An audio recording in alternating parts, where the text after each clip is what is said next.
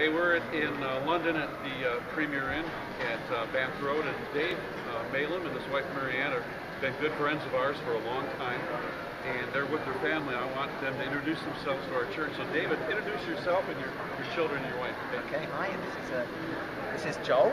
Hello. He's 10 years old, and this is Phoebe, and she's 3. And that's Lydia, and she's 13. Abigail, who's 8. That's Marianne, my wife, and that's Hannah. And Hannah is 6, and you all know Bob. Yeah, I was just talking to David and Marianne, and they were talking about the various situations in Great Britain with preaching. And Pastor Eric is a young man, and you were saying that there are very few young men who are preaching the gospel in England. Can you kind of comment on that a little bit? Yeah, it seems to be the case that a lot of ministers will be retiring in the next 10 years or so, and there aren't huge numbers of young people coming forward going into the pulpit, so it's a worry for, I think, for churches in this country. A scarcity of the young pastors to take over the churches, right? Certainly in reform circles. Yeah. What's the situation like in England over here as far as the church? How would you describe it? Chaotic, really, a bit confused, and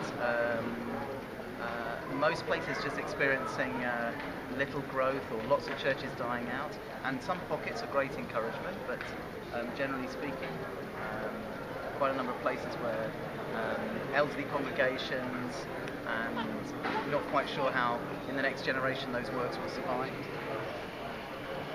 Well, I tell you what we need is a revival in the United States and also over here. And I'd ask our folks at Berean to pray for the church in Great Britain, England, Scotland, and Wales, that God will do great things. Your pastor, Gerard Hemmings, is a wonderful man of God. Just tell us a little bit about him.